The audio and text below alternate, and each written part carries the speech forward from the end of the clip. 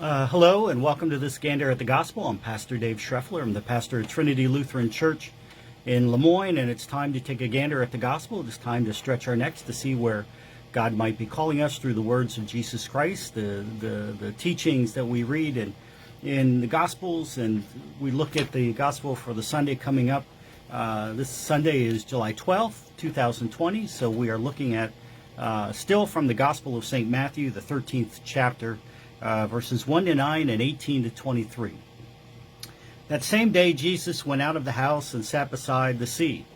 Such great crowds gathered around him that he got into a boat and sat there, while the whole crowd stood on the beach. And he told them many things in parables, saying, "Listen, a sower went out to sow, and as he sowed, some seeds fell on the path, and the birds came and ate them up.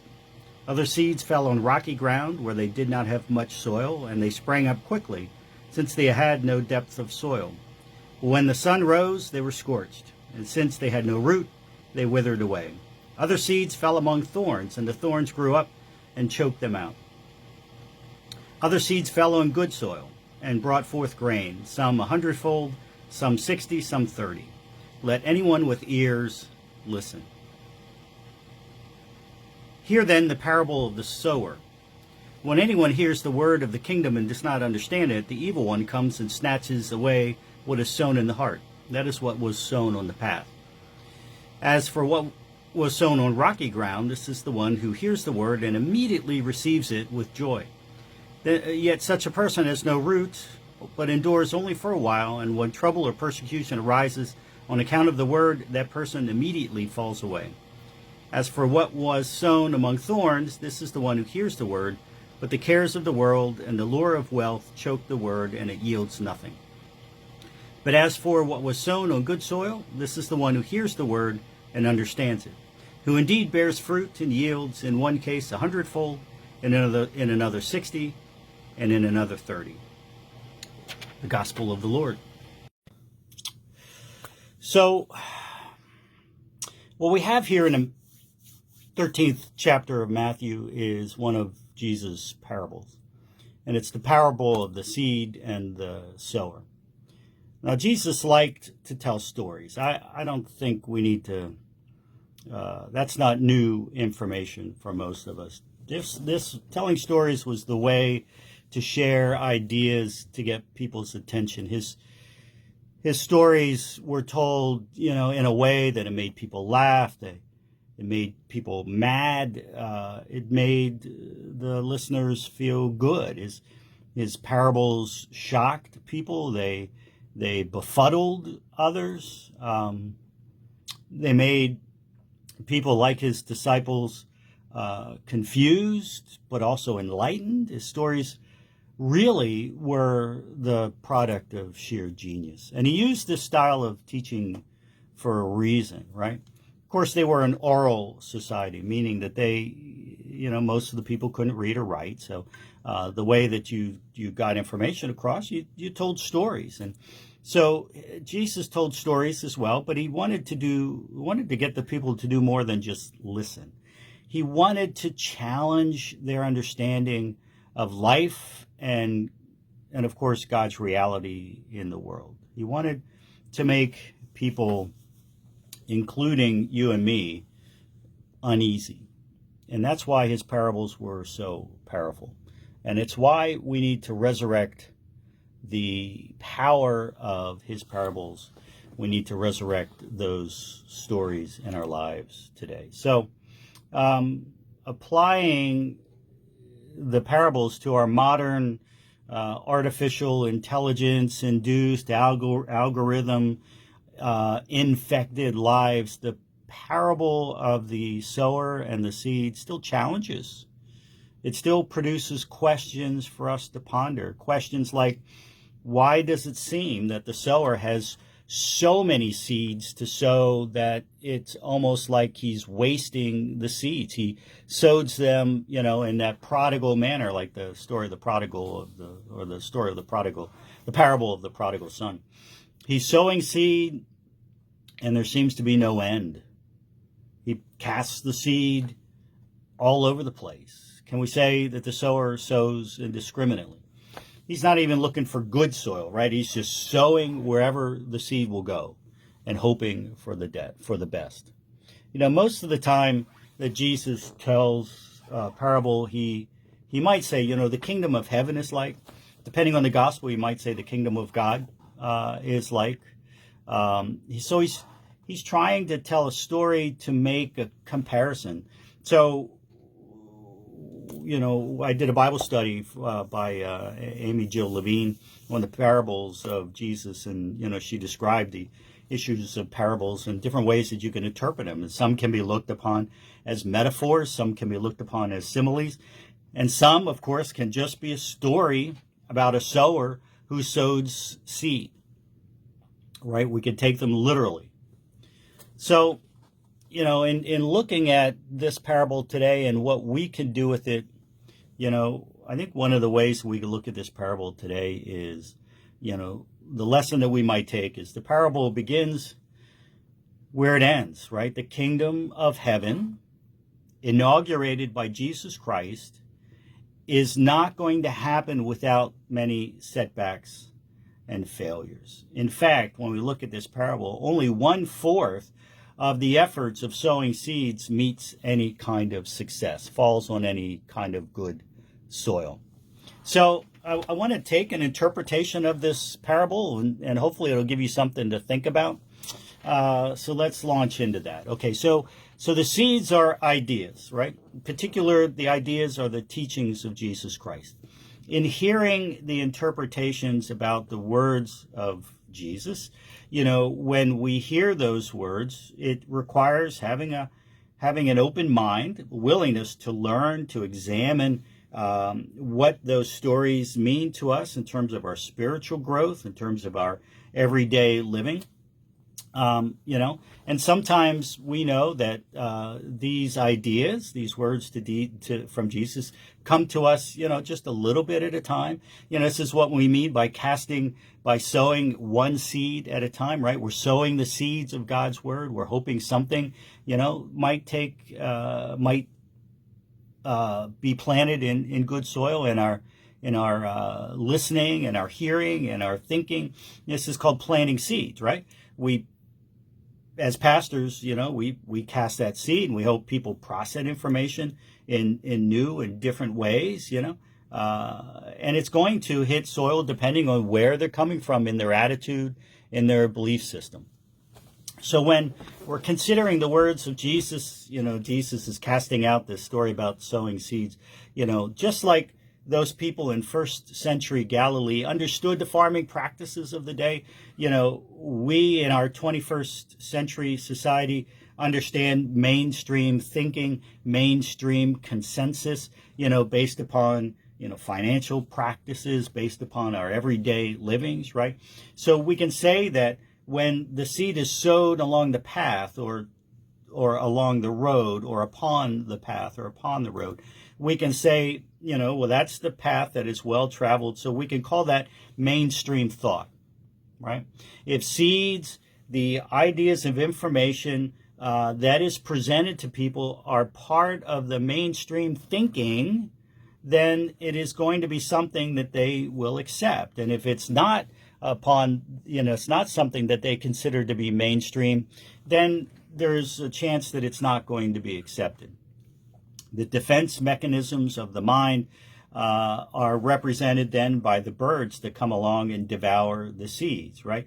Anything not conforming to the mainstream point of view is attacked and is devoured and is taken away, because we know that the mainstream must be maintained at all points. And I see this happening with the pandemic that we're all facing today. Those who absolutely refuse to listen to any mainstream ideas about the coronavirus, anything that comes from the mainstream media, instead of listening to the mainstream, they want to follow their own ideas. They want to follow their own set or course of events, whether it's conspiracy theories or firmly entrenched ideas that they have deduced from their view of the world. So the mainstream is what they reject. Any seed of information or truth that they consider, that they hear, if it's not from their understanding of mainstream, like if it comes from the mainstream media and they're against the mainstream media, then it's just refused. It's plucked away by the birds of discontent, right? So that's the seed that falls upon the road. If it's, the path is the mainstream idea, those people who just absolutely refuse to follow the mainstream, that seed just does not take root. Then we have the seed that falls upon rocky soil. And rocky soil we can call, let's say, firmly entrenched beliefs and ideas. We see this in the church a lot, right? Protestant churches. When the seeds of a new idea comes along and it goes against established doctrine or established practice because of those firmly held beliefs, then there's no room for that new idea to take root, to be accepted. This is why it's hard for new hymnals, for introducing a new hymn, even introducing any kind of a new program in the church. This is why it's hard for them to take hold, because it's so hard for the roots of the new to take hold, because it goes against firmly held ideas. Okay, so this is like the seed that is sowed upon the rock. There's no place for the new idea, for any depth of roots to take hold, and those ideas are just taken away. Now, we see this play out with the pandemic again, because again, people looking at the pandemic, there's a group of people that like to compare it just to the flu. And of course, we know how the flu runs its course. We should just call this the coronavirus flu, right? And because they say that, they believe, well, there's no difference with this virus than it is with the flu, we just all need to get it and it'll go away. And I find this interesting because this is part of this herd immunity concept. Although now there are studies that coming out of Spain that say that the herd immunity concept probably will not work with this virus, because people who are getting it and getting over it, they find that they don't have the antibodies to it weeks down the road, and so they're able to get it again. But anyway, so, there is the group of people that believe very, very firmly in this herd immunity concept. And so just like the flu, it's been around forever. And once you get it, even like the chicken pox, if you get the chicken pox, you're not going to get it again. If you have a vaccine for the chicken pox, you're not going to get it. You get the vaccine for the flu, you might get it, but it's going to make it a lot less virulent with you. So, and then they say, well, we don't wear masks for the flu, right? So why do we have to wear masks for this coronavirus flu? For many people, they had to, there's a reason we have to put up signs that explain how to wash your hands, how to use hand sanitizer, because we're just not a people that has been entrenched in having to carry hand sanitizer with us all the time and to sanitize all the surfaces around us and around our house all the time just because people have the flu, right? We didn't do that. And so if we call this the coronavirus flu, we don't have to do that with the coronavirus. So, and I guess it's acceptable to those people that 20,000 individuals between November and January died of the flu, right? And so perhaps if we extrapolate this out, I guess it'll be all right if 200,000 or 300,000 people die from the coronavirus, right? Because I can hear these firmly held beliefs that people have. Well, sometimes fate is a fickle thing. It sucks to be you if you get the virus, or you're going to be better off if you get the virus, because then you're going to be over it, right? Survival of the fittest. I've never gotten the flu, so I never wore a mask then, so why should I wear a mask now? Firmly held beliefs are hard to root out, and when new ideas come along, they just can't take root because we can't undo those firmly held beliefs, right? So then some seed is sown upon the ground and thorns come and choke it out. We can think of the thorns as competing ideas, right?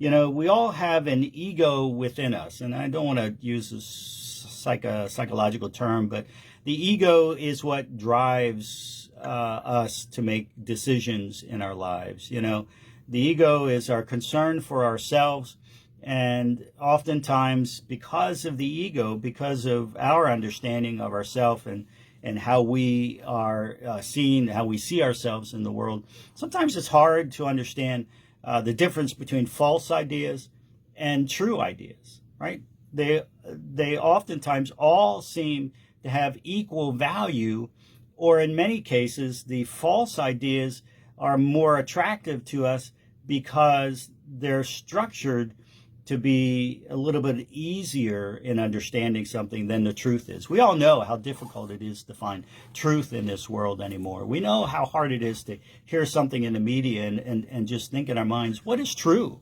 right? And once we grasp onto an idea, whether it's true or not, that becomes true for us. And this is why we need to work really hard to get to the truth in our society today. And not just to go with the first thing that we hear that sounds reasonable to us, because that becomes cheap truth. The path to finding truth is really, really difficult, right? Who among us has, when we're faced with a situation, has not thought, well, isn't there an easier way? Isn't there an easier path? Isn't there a shortcut? Right? The false path is lined with shortcuts in life, the quick way to accomplish something. Many people spend their lives just following shortcuts all the time. So the seeds of truth are choked out by the thorns of these competing false ideas, and they consume any new idea that comes along. You know, pretty soon in the Gospel of Matthew, Jesus is going to tell the parable of the wheat and the tares. And that's a parable where wheat is sown, but then within the wheat, these tares, these weeds grow up, and they look a lot like the wheat, and so it's hard to tell the difference between the two, right? Jesus says, don't cut out the tares. We'll wait until the harvest time, and then we can tell the difference, right? There are so many people out there sowing the seeds of the tares of doubt and confusion and false ideas about the virus that people just can't tell the difference anymore. It's easier to say, well, I heard my cousin's boyfriend's mother-in-law's mother said blah, blah, blah, and that becomes their truth. It's much easier to follow those ideas than it is to do the hard work of finding out what is true. The thorns of doubt are sowed among us, or sown among us every day, telling us untruths, telling us half-truths, and just plain lies as well. It's hard to do the hard work. That is why truth is it's difficult to do the hard work of finding the truth, and that's why the thorns of false information chokes out the truth. And then finally, in the parable of the sower sowing seed, some seed falls on good soil, and it produces a ridiculously large yield.